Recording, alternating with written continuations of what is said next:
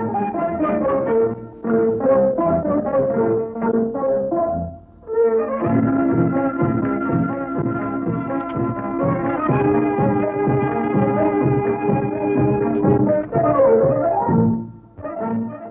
শ্ৰোতা বন্ধু নমস্কাৰ।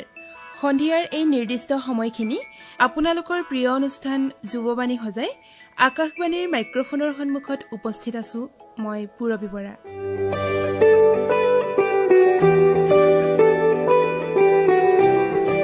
শ্ৰোতা বন্ধু, আজি মাহৰ প্ৰথমটো বৃহস্পতিবাৰ আৰু প্ৰতি মাহৰ দৰেই আজিও আপোনালোকলৈ সজাই আনিছো আপোনালোকৰ প্ৰিয় শিতান আমাৰ অতিথি শিল্পী।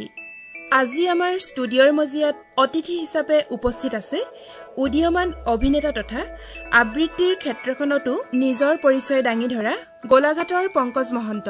শ্ৰোতা বন্ধু, অসমীয়া চলচ্চিত্ৰৰ জগতখনত নতুনকৈ সংযোজন হ'বলগীয়া কেইবাখনো চলচ্চিত্ৰত অভিনয় কৰিছে এইজন অভিনেতাই। তেন্তে আহকচোন আৰু পলম নকৰি শিল্পী পংকজ মহন্তৰ জীৱন যাত্ৰাৰ বিষয়ে জানো। তেখেতৰ সৈতে কথা পাতিছে পুষ্পাঞ্জলি মেছে।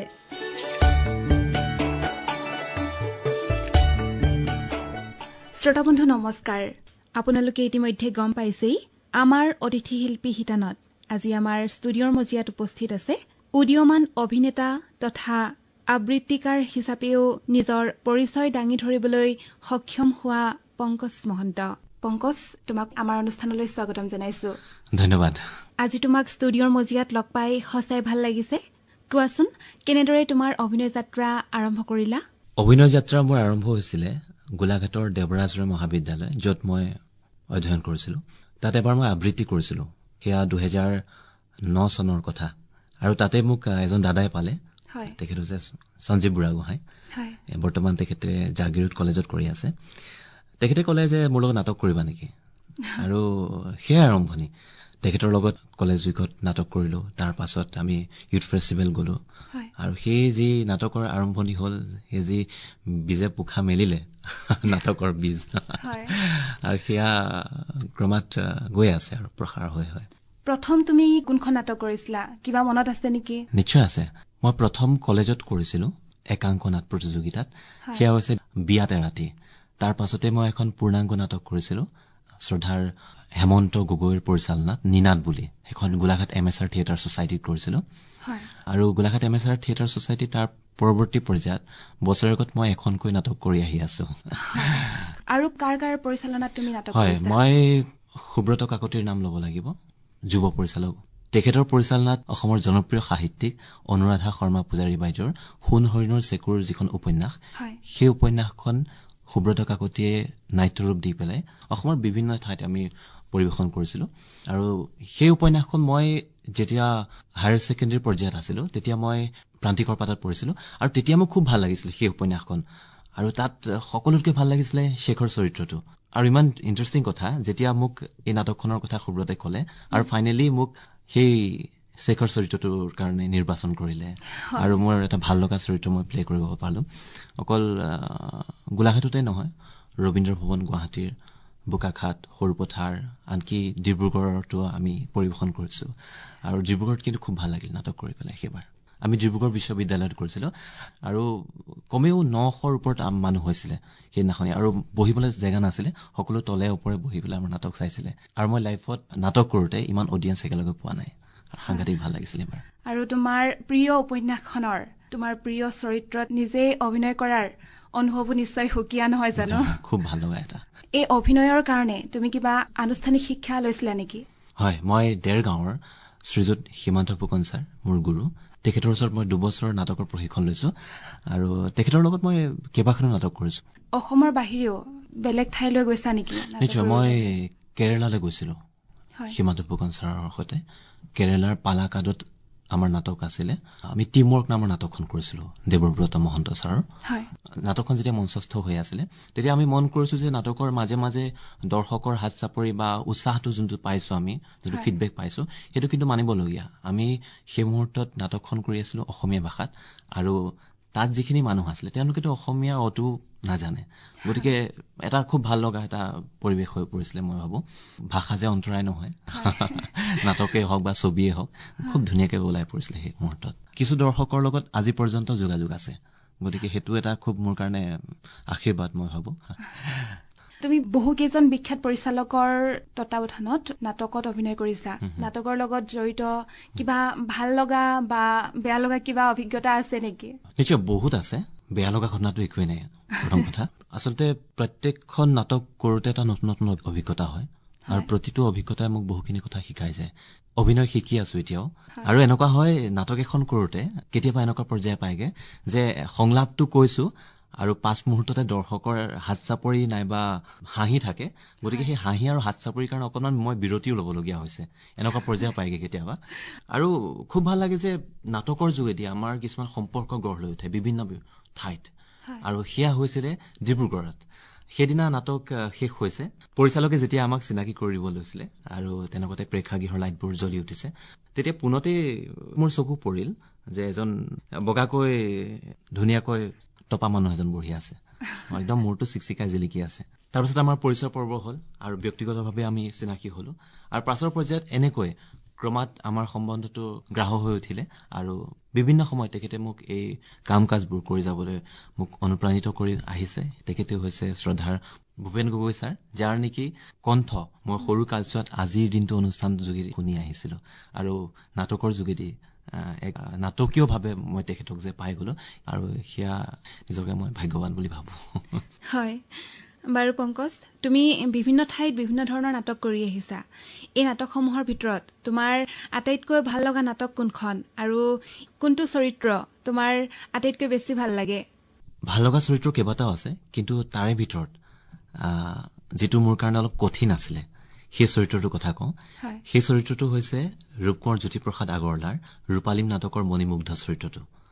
মোৰ কাৰণে সাংঘাতিক এটা টাফ চৰিত্ৰ আছিলে, খুবেই টান আছিলে চৰিত্ৰটো, আৰু সেই চৰিত্ৰটো কৰিবলৈ পাই মই যথেষ্ট সুখী মই ভাবো, আৰু সেইটো এটা মই প্ৰিয় চৰিত্ৰৰ তালিকাত অন্তৰ্ভুক্ত কৰিছো। আৰু ইতিমধ্যে মই জনাইছোৱেই যে অনুৰাধা বাইদেউৰ সোণ হৰিণৰ চেকুৰ যি উপন্যাসখন আছিলে, তাৰ মোৰ চেকুৰ চৰিত্ৰটো খুবেই, সেই চৰিত্ৰটো মোৰ খুবেই প্ৰিয়। হয়, তুমি প্ৰথম বিভিন্ন ঠাইত নাটকৰ মঞ্চত অভিনয় কৰিছিলা। ইয়াৰ পিছত তুমি কেমেৰাৰ সন্মুখলৈ কেনেকৈ আহিলা? আচলতে কোনোদিন ভবা নাছিলো যে কেমেৰাৰ কাম কৰিম, চিনেমা কৰিম। ভাবিছিলো নাটক কৰি কৰি গোটেই জীৱনটো কটাই দিম। মোৰ গোলাঘাটৰ লগৰকেইটা, আমাৰ এটা দল আছে আবিৰ এণ্টাৰটেইনমেণ্ট বুলি, সুব্ৰত কাকতি পৰিচালক হয়।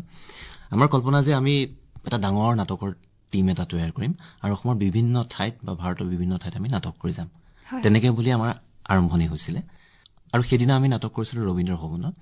ৰবীন্দ্ৰ ভৱনৰ নাটক শেষ হোৱাৰ পাছতেই মঞ্চত ব্যক্তিগতভাৱে চা চিনাকি পৰ্যায় চলি আছে, তেনেকুৱাতে স্বনামধন্য পৰিচালক আমাৰ মুনীন বৰুৱা ছাৰ, তেখেত মোৰ ওচৰলৈ আহি ক'লেহি যে এই ডেকা ল'ৰা অকণমান গাত মঙহ বঢ়োৱা।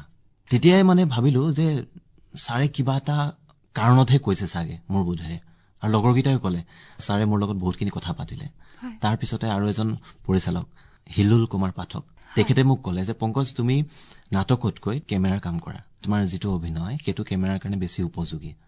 আৰু তেতিয়াই মই তেখেতসকলৰ কথাৰ পৰা অনুপ্ৰাণিত হলো আচলতে কেমেৰাত কাম কৰিবলৈ। কিন্তু মই নাটক এৰি দিয়া নাই, মঞ্চ এৰি দিয়া নাই। মঞ্চ মোৰ সদায় প্ৰিয়, আৰু মঞ্চৰ কাৰণে মোৰ জন্ম। হয়, তুমি নাটকৰ মঞ্চৰ পৰা কেমেৰাৰ সন্মুখলৈ আহিলা। প্ৰথম কেমেৰাৰ কাম কেতিয়াৰ পৰা আৰম্ভ কৰিলা? মই প্ৰথম এটা গানৰ ভিডিঅ'ত মই অভিনয় কৰিছিলো, ডক্টৰ অঞ্জনজ্যোতি চৌধুৰী ছাৰৰ। সেইটো গান আছিলে জীৱনত আছে গভীৰ অৰ্থ। তাৰ পাছতে মই এখন চুটি ছবিত অভিনয় কৰিছো, লুইত কুমাৰ বৰ্মন ডাঙৰীয়াৰ 16 ডেজ বুলি এখন ছবি, চুটি ছবি, আৰু সেয়া আৰম্ভণি হৈছিলে। ইয়াৰ পিছতে তুমি কেইবাটাও ভিডিঅ' গীতত অভিনয় কৰিছা আৰু চিনেমাৰ কামো কৰিছা। হয়, চিনেমা এতিয়ালৈকে মই অৰূপ মান্না ছাৰৰ অনন্যা বুলি এখন চিনেমাৰ কাম কৰিছো। সেই ছবিখনে মুক্তি পোৱাৰ পথত আছে বৰ্তমান, আৰু তাত মই অভিনেত্ৰী চন্দনা শৰ্মাৰ লগত অভিনয় কৰিছো। আৰু ইয়াৰ পাছতে উল্কা বুলি এখন চিনেমা আছে, সেইখন পৰিচালনা কৰিছে প্ৰণৱ বিবেক ছাৰে, আৰু এই চলিত বৰ্ষৰ ডিচেম্বৰ মাহত মুক্তি পাব এই ছবিখনে। এটা ভাল লগা কাহিনী আছে তাত, আৰু মই এটা বিশেষ চৰিত্ৰ ৰূপায়ণ কৰিছো। তাৰ পাছতে এখন চিনেমা কৰিছো ওৱান লিটল ফিংগাৰ বুলি।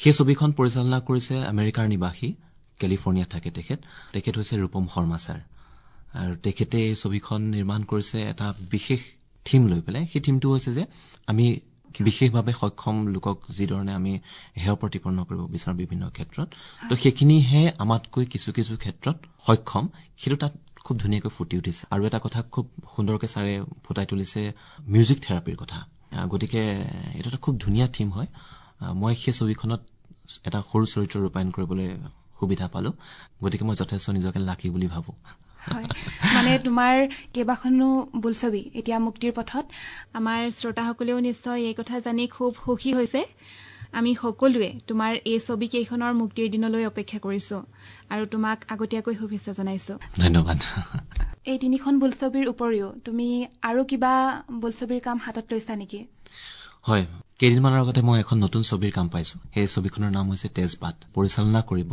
জুলফিকাৰ শ্বেখ তেখেতে খুব এটা ভাল লগা এটা ষ্টৰী আছে মোৰ এই কাৰণে ভাল লাগিছে যে মই প্ৰথমবাৰৰ কাৰণে এটা লিড ৰোলত অভিনয় কৰিম হয় তেজপাত খুব এটা অৰ্থবহ নাম হয় নামটো খুবেই অৰ্থবহ আৰু সেই তেজপাতৰ দৰে নায়কৰ জীৱনটো আৰু মোক ডিৰেক্টৰে যেতিয়া কাহিনীটো শুনাইছিলে তেতিয়া মোৰ ভাল লাগিছিলে আৰু এটা ইণ্টাৰেষ্টিং কথা আছে যে চিনেমাখনত 9টা গান সংযোজিত হৈছে আৰু এই যাত্ৰাটো এটা সংগীতৰ যাত্ৰা হ'ব চিনেমাখনত সেইটো এটা খুব ভাল লগা বিষয় তুমি সুন্দৰকৈ এই বোলছবিখনৰ কামো কৰি যোৱা তোমালৈ শুভেচ্ছা জনাইছো ধন্যবাদ হয় বোলছবিৰ উপৰিও তুমি ছুটি ছবিৰ কাম কৰিছো বুলি কৈছিলা সেই বিষয়ে কোৱাচোন এতিয়া হয় ছুটি ছবি মই কেইখনমান কৰিছো কিছুদিনৰ আগতে মই শেষ অধ্যায় নামৰ এখন ছুটি ছবিৰ কাম কৰিছো সেইখন কৰিছো আশা বৰদলৈ বাৰ লগত তাৰ লগতে এগচি চাকি সুব্ৰত কাকতিৰ পৰিচালনাৰে আৰু 16 ডেজৰ কথাটো মই আগতে কৈ আহিছো লুইত কুমাৰ বৰ্মনৰ সেইখন ছুটি ছবি মই কৰিছো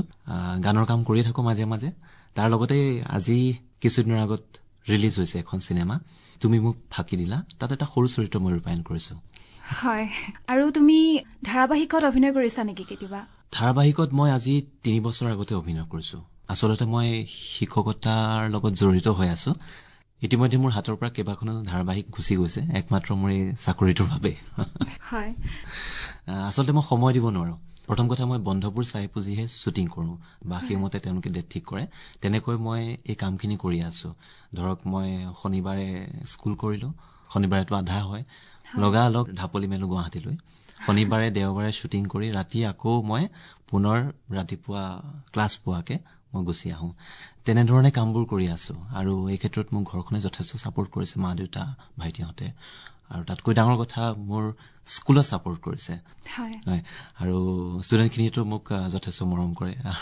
তেওঁলোকৰ ছাপোৰ্ট সদায় আছে হয় সঁচাই তুমি যথেষ্ট কষ্ট আৰু ব্যস্ততাৰ মাজেৰে অভিনয় কৰি গৈছা এইখিনিতে তোমাৰ পৰা জানিব বিচাৰিছো অভিনয় কৰিবলৈ প্ৰশিক্ষণৰ প্ৰয়োজন আছে বুলি তুমি ভাবানে আচলতে অভিনয়টো নিজৰ মাজতে থাকে আৰু এই কাৰণে আনুষ্ঠানিক শিক্ষা লোৱাটো প্ৰয়োজন বুলি ভাবো বা গুৰু থকাটো প্ৰয়োজন বুলি ভাবো কাৰণ গুৰুৱে বিভিন্ন ধৰণৰ দিশবোৰ সন্মুখলৈ আনি দিয়ে আচলতে আমি ভাষা এটা শিকোতে যেনে ধৰণে ব্যাকৰণ শিকিব লাগে তেতিয়া আমাৰ ভাষাটো শুদ্ধ হয় একেধৰণে গুৰু থাকিলে আমাৰ যথেষ্ট ক্ষেত্ৰত আমাৰ সুবিধা হয় বুলি মই ভাবো বা আগবাঢ়ি যাব পাৰি আচলতে অভিনয়টো ইমান সহজো নহয় মই ভাবো মই এটা চৰিত্ৰ কৰিছিলো ওৱান লিটল ফিংগাৰ নামৰ এখন ছবিত সেই ছবিখনত এটা সৰু চৰিত্ৰ মই ৰূপায়ণ কৰিছিলো আৰু শেষৰ চৰিত্ৰটো খুব সোনকালে মৰি যায় চিনেমাখনত আৰু মোক মোৰ ডিৰেক্টৰ ৰূপম শৰ্মা ছাৰে ক'লে যে পংকজ তুমি ডেড বডি হৈ থাকিব লাগিব লাষ্টত আৰু সাংঘাতিক বৰষুণ হ'ব ঠিক গধূলি সময়ত শ্বুটিংটো হ'ব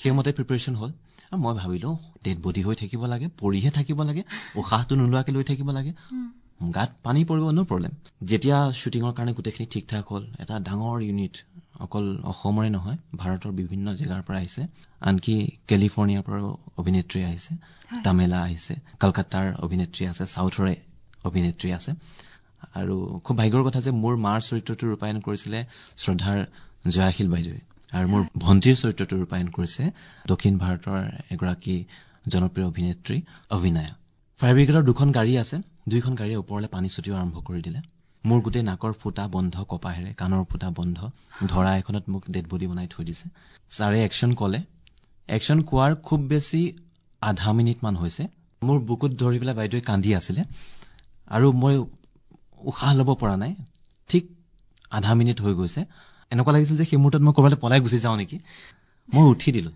তাৰপিছত ডিৰেক্টৰ ছাৰ মোৰ ওচৰলৈ আহি পেলাই আকৌ শ্বটটো দিবলৈ ক'লে আৰু একো নাই ছাৰে ক'লে যে একো নাই তাৰপিছত মই পুনৰ ৰেডি হৈছো আৰু তেতিয়া মোৰ এনে লাগিছিল যে মই আজি মৰিলেও মৰি যাম আৰু চিনেমাৰ নামত একদম ডাঙৰ ডাঙৰ পানীৰ টোপা চকুত পৰি আছে, কাণ বন্ধ, নাক বন্ধ, কাণলৈকে পানীয়ে গোটেইখন আৱৰি আছে। বাইদেৱে মোৰ ধৰি পেলাই কান্দি আছে। তাৰপিছত অভিনয় অলপ আঁতৰত আছে, তাই আহে যে ককায়েকৰ কি হৈছে আচলতে। গতিকে এইটো এটা দীঘলীয়া এটা শ্বট আছিলে, গতিকে সেই শ্বটটো মোৰ কিন্তু জীৱনত মনত থাকি যাব, ইমান টান শ্বট। গতিকে ইয়াৰ পৰা মই এইটো কথাই কওঁ যে এটা সৰু চৰিত্ৰ কৰাটো ইমান সহজ কথা নহয়। কেতিয়াবা কিছু ক্ষেত্ৰত মই এটা সাধাৰণ মৃতদেহ হৈ পৰি থাকিব লাগিছিলে, কিন্তু সেই মৃতদেহটো হোৱাৰো ইমান সহজ নাছিলে সেই মুহূৰ্তত মোৰ কাৰণে। আৰু আমি আচলতে যেতিয়া চিনেমাখন চাওঁ তেতিয়া বৰ সহজ যেন লাগে সকলো, কিন্তু চিনেমা এখন নিৰ্মাণৰ আঁৰৰ কামখিনি সঁচাই যথেষ্ট কষ্টকৰ, নহয় জানো? হয়, আচলতে চিনেমা এখন নিৰ্মাণ কৰাৰ আঁৰত বহুত কষ্ট নিহিত হৈ থাকে। পৰিচালকৰ পৰা আৰম্ভ কৰি অভিনেতা অভিনেত্ৰী আৰু টেকনিকেল ব্ৰাঞ্চলৈকে। গতিকে এখন চিনেমা নোচোৱাকৈ এটা বিৰূপ মন্তব্য দি দিয়ে। গতিকে নিশ্চয় সকলোৱে চিনেমা চাব লাগে আৰু চোৱাৰ পাছত তেখেতসকলৰ স্বাধীনতা আছে, সেইমতে এটা গঠনমূলক সমালোচনা কৰিলে আমাৰ সকলোৰে কাৰণে ভাল হয়, মই তেনেকৈ ভাবো। নিশ্চয়।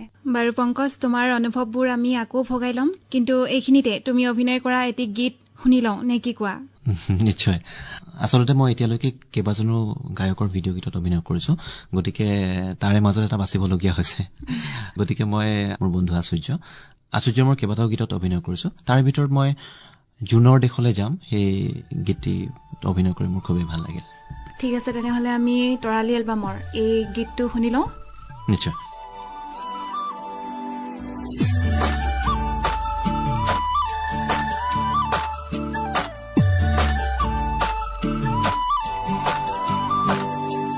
জুনৰ দেশলৈ যাম, জুনকো মই সুধি চাম, সৰু সৰু তৰা আনি তোমাকে মই উমলাম, সাগৰলে গুচি যাম, মই সাগৰকো সুধি চাম, সাগৰ সিঁচি মানিক আনি তোমাকে মই উমলাম, জুনৰ দেশলৈ যাম, জুনকো মই সুধি চাম, সৰু সৰু তৰা আনি তোমাকে মই উমলাম, সাগৰলে গুচি যাম, সাগৰকো সুধি চাম, সাগৰ সিঁচি মানিক আনি তোমাকে মই উমলাম, মৰম বাঢ়িব চেনেহ বাঢ়িব, বুকুতে মোৰ সাগৰৰে জোৱাৰ উঠিব, বুকুতে মোৰ সাগৰৰে জোৱাৰ উঠিব, জুনৰ দেশলৈ যাম, জুনকো মই সুধি চাম, সৰু সৰু তৰা আনি তোমাকে মই উমলাম। খুব ভাল লাগিল। এতিয়া আহিছো তোমাৰ অন্য এটি নিচা বুলিয়ে কৈছো, কবিতা আবৃত্তি। তুমি ইতিমধ্যে কৈছা যে কলেজীয়া দিনৰ পৰাই তুমি আবৃত্তি কৰি আহিছা আৰু এতিয়া ধাপে ধাপে আগুৱাই গৈ তুমি আবৃত্তিৰ কেইবাখনো অডিঅ' তথা ভিডিঅ' চিডিও উলিয়াইছা। এই আবৃত্তিৰ শিক্ষা তুমি ক'ৰ পৰা লৈছা আৰু মুক্তি লাভ কৰা আবৃত্তিৰ চিডি কেইখনৰ বিষয়েও অকণমান কোৱাচোন। হয়, মই গোলাঘাটৰ বনশ্ৰী কাকতি, মই তেখেতৰ ওচৰত আবৃত্তিৰ বিষয়ে শিকি আছো আজি পৰ্যন্ত। আৰু তেখেত হৈছে অসমৰ এগৰাকী সু আবৃত্তিকাৰ, লগতে এগৰাকী শিক্ষয়িত্ৰী, লগতে নাট পৰিচালকো। আজি কিছু বছৰৰ আগত তেখেতে এখন কবিতাৰ চিডি নিৰ্মাণ কৰিছিলে, তাত মই প্ৰথমবাৰৰ কাৰণে কণ্ঠদান কৰিছিলো, অনামিকা অৰুন্ধৰা চল্টানা লাইচেছ বুলি। তাৰ পাছৰ পৰ্যায়ত কাঞ্চনজংঘা বুলি আন এখন কবিতাৰ চিডি উলিয়াইছিল, তাত মই মনত পৰেনে অৰুন্ধতী সেই কবিতাটি মোৰ খুব প্ৰিয়, সেই কবিতাটি মই আবৃত্তি কৰিছিলো। আৰু ইয়াৰ পাছতে মোৰ একক কণ্ঠেৰে তুমি ভাল পোৱাৰ ভূঁই ৰুইছা সেই চিডিখন দৰ্শকলৈ আগবঢ়োৱা হ'ল। আৰু খুব ভাল কথা যে, মোৰ কাৰণে এটা সৌভাগ্যৰ কথা যে সেই চিডিখন প্ৰযোজনা কৰিছিলে আমাৰ আকাশবাণী ডিব্ৰুগড় কেন্দ্ৰৰে মোৰ শ্ৰদ্ধাৰ ভূপেন গগৈ ছাৰে। গতিকে সেই চিডিখনৰ পৰা মই যথেষ্ট দৰ্শকৰ এটা সঁহাৰি পাইছো। অকল অডিঅ' ৰূপতে নহয়, আমি ভিডিঅ' ৰূপতো কবিতা দৰ্শকলৈ আগবঢ়াইছো। ইতিমধ্যে আমি শ্ৰদ্ধাৰ অনুৰাধা বাইদেউৰ অগৰাতলী মাত, অগৰাতলীক লৈ এটা বাইদেউ খুব সুন্দৰ কবিতা লিখিছিলে, সেই কবিতাতে আমি ভিডিঅ' কৰি পেলাই মই আবৃত্তি কৰিছিলোঁ আৰু অভিনয় কৰিছিলোঁ আৰু সুব্ৰত কাকতিয়ে পৰিচালনা কৰিছিলে, উত্তম কলিতাই কেমেৰাৰ কামখিনি কৰিছিলে। সেই কবিতাটো ইতিমধ্যে আমি দৰ্শকলৈ আগবঢ়াই দিছোঁ আৰু এটা খুব ভাল এটা ৰেছপন্স পাইছোঁ দৰ্শকৰ পৰা। আৰু এই চলিত বৰ্ষতে পুনৰ এটা কবিতাৰ কাম কৰিছিলোঁ। সেই কবিতাটো হৈছে নিৰুদত্ত বাইদেউৰ পিতাৰ সমীপে সু, দেউতাক লৈ পেলাই এটা খুব সুন্দৰ কবিতা। গতিকে সেই কবিতাটো মোৰ খুব ভাল লাগিল কৰি পেলাই অভিনয় কৰিলোঁ। একেধৰণে আমি গীতাই কৰিছোঁ গোটেই কামখিনি। আবৃত্তিক লৈ আৰু কিবা কাম কৰাৰ তোমাৰ পৰিকল্পনা আছে নেকি? নিশ্চয় আছে। এতিয়া বিভিন্ন ঠাইৰ পৰা মোলৈ প্ৰস্তাৱ আহিয়ে আছে কবিতা আবৃত্তিৰ কাৰণে। গতিকে পাছৰ পৰ্যায়ত মই তেখেতসকলৰ কবিতা আবৃত্তি কৰি যাম আৰু কেইবাজনো প্ৰিয় কবিও আছে মোৰ, তেখেতসকলৰ কবিতা আবৃত্তি কৰিম। এটা কথা এইখিনিতে জানিবলৈ খুব মন গৈছে, তুমি কেৱল আবৃত্তিয়েই কৰা নে নিজেও কবিতা লিখা? লিখিছিলো কলেজত থাকোতে, অনামিকা আৰন্ধৰা চল্টানালাইচিছ। আচলতে মই ছায়েন্সৰ আছিলো, কেমেষ্ট্ৰি লেবত সোমাই কবিতাৰ কথা ভাবি থাকো আৰু ঢেৰ নষ্টালজিয়া আচলতে তেতিয়া লিখিছিলো। তাৰ পাছতে তুমি ভাল পোৱাৰ ভূঁইছা বুলি এটা কবিতা লিখিছিলো। সেই কবিতাটো হৈছে সম্পূৰ্ণ গাঁৱৰ পটভূমি, পথাৰক লৈ পেলাই। এই দুইটা কবিতা ইতিমধ্যে মই শ্ৰোতালৈ আগবঢ়ালো। সদ্যহতে কিন্তু মই কবিতা লিখা নাই, আজি 7-8 বছৰমান হৈছে। ঠিক আছে, কবিতাৰ কথা যিহেতু পাতি আছো, গতিকে তোমাৰ কণ্ঠত এটি কবিতা আবৃত্তি শুনি লওঁ। নিশ্চয়। মই কাঞ্চনজংঘা যিখন অডিঅ' চিডি সেইখন পৰিচালনা কৰিছিলে বনশ্ৰী কাকতি বাইদেৱে। সেই চিডিখনৰে মোক খুব প্ৰিয় মনত পৰেনে অৰুন্ধতী, সেই কবিতাটি মই আবৃত্তি কৰি দিছো। মনত পৰেনে অৰুন্ধতী,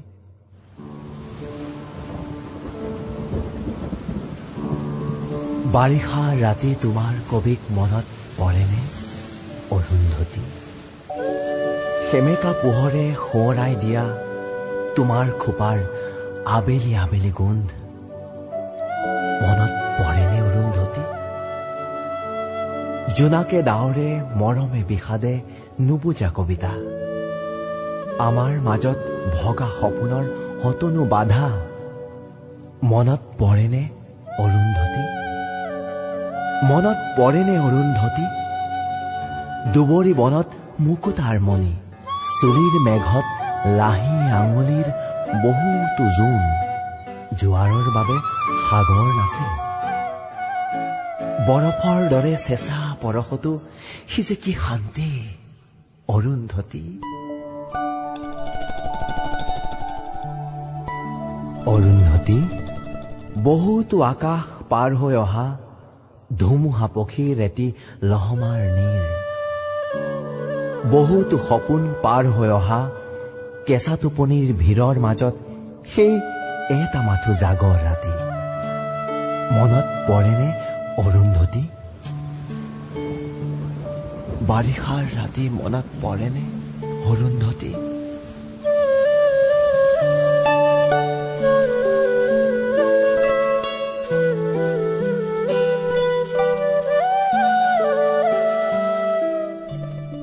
খুব ভাল লাগিল বাৰু। তুমি মঞ্চত অভিনয় কৰা, কেমেৰাৰ সন্মুখত অভিনয় কৰা আৰু লগতে এজন খুব ভাল আবৃত্তিকাৰো, এই তিনিওটাৰ মাজত তোমাক যদি সুধো কোনটো কাম কৰি তুমি বেছি ভাল পোৱা আৰু কোনটোক বেছি অগ্ৰাধিকাৰ দিবা, তেতিয়া তুমি কি কবা? মই তিনিওটাকে সমানে ভাল পাওঁ। আচলতে তিনিওটা কামে মোক এক সাংঘাতিক সুখানুভূতি দিয়ে আৰু এই ভাল লগা কামবোৰ কৰি পেলাই জীৱনটো উদযাপন কৰিব বিচাৰিছো আচলতে। নিশ্চয়। এতিয়া তোমাৰ ভৱিষ্যত পৰিকল্পনাৰ বিষয়ে জানি লওঁ, কোৱাচোন। ভৱিষ্যতে আৰু আবৃত্তি বা অভিনয় ক্ষেত্ৰখনতে কেনেকুৱা ধৰণৰ পৰিকল্পনা আছে তোমাৰ? আচলতে পৰিকল্পনা একো নাই, হাতলৈ যি কাম আহিছে সেই কামবোৰ ভালকৈ কৰি যোৱা আৰু সপোনটো থাকেই। গতিকে সপোন দেখি ভাল পাওঁ, কামবোৰ কৰি গৈ আছো, নাজানো ক'ত যায় জীৱন নৈৰ দৰে গৈ আছে। আমি আশা ৰাখিছো তুমি এই অভিনয়ৰ ক্ষেত্ৰখনত আৰু আবৃত্তিৰ ক্ষেত্ৰখনত আৰু অধিক আগবাঢ়ি যোৱা, সফল হোৱা। আমাৰ ফালৰ পৰা শুভকামনা জনালো। বহুত ধন্যবাদ। এইখিনিতে তোমাৰ পৰা আৰু এটি কথা জানিবলৈ খুব মন গৈছে, আকাশবাণী ডিব্ৰুগড় কেন্দ্ৰৰ অনুষ্ঠানসমূহ তুমি শুনানে? সৰুৰে পৰাই মায়ে পুৱা ৰাতিপুৱা শুই নুঠিলে মায়ে ৰেডিঅ'টো অকণমান চাউণ্ডটো বেছি কৰি পেলাই কাণৰ কাষত দি থৈ যাবহি, আৰু একচুৱেলি সেই চাউণ্ডটোতে মই সাৰ পাওঁ, উঠো আৰু টেবুল পাইহি ঠিক শিক্ষাৰ্থী অনুষ্ঠানটোৰ পৰা। আৰু ৰাতি সোনকালে পঢ়া শুনা সামৰি দিওঁ কেতিয়াবা, এইকাৰণে এই উপন্যাস পাঠ দিয়ে, কেতিয়াবা নাটক থাকে আৰু কেতিয়াবা গা বেয়া লাগিছে বুলি মাক বা দেউতাক মিছাকে কৈ পেলাই ৰেডিঅ'টো লৈ পেলাই মানে ওপৰত লেপ চেপ দি পেলাই মই ধুনীয়াকে শুনি থাকো। এইটো কেইবাবাৰো মই মাৰ খাইছো তেনেকৈ আগতে। আচলতে সেই পৰিৱেশবোৰ মই পাইছো কাৰণে ৰেডিঅ'ত এটা সুন্দৰ পৰিৱেশ পাইছো, নাটকৰে হওক বা উপন্যাসৰে হওক। গতিকে সেইবোৰে মোক হয়তো সৰু কালত অজানিতে চাগে চুই গৈছে, সেইকাৰণে চাগে মই এনেকে ধৰণৰ কামৰ প্ৰতি মই আকৰ্ষিত হৈছো হ'ব পাৰে। আৰু খুব ভাল লগা এটা কথা যে এই বছৰটি হৈছে আকাশবাণী ডিব্ৰুগড় কেন্দ্ৰৰ সোণালী জয়ন্তী বৰ্ষ, আৰু মই সমূহ কৰ্মকৰ্তা তথা আমাৰ শ্ৰোতা বন্ধু সকলোলৈকে মই শুভেচ্ছা জ্ঞাপন কৰিছো। আকাশবাণী ডিব্ৰুগড়ৰ এই জয়যাত্ৰা অব্যাহত থাকক। আমাৰ ফালৰ পৰা ধন্যবাদ থাকিল। আৰু আজি তুমি ইমান ব্যস্ততাৰ মাজত আমাক এইকণ সময় দিলা। তোমাৰ অভিনয় যাত্ৰাৰ বিষয়ে, আবৃত্তিৰ বিষয়ে আমি বহুতো কথা গম পালো। শেষত তোমাৰ যি ভৱিষ্যত পৰিকল্পনা, সেই পৰিকল্পনা সফল হওক, তুমি আৰু আগবাঢ়ি যোৱা, আমি ইয়াকে কামনা কৰিছো। বহুত বহুত ধন্যবাদ তোমাক, আৰু আকাশবাণীৰ সমূহ কৰ্মকৰ্তালৈ ধন্যবাদ, লগতে শ্ৰোতা বন্ধুসকললৈ মই ধন্যবাদ জ্ঞাপন কৰিছো।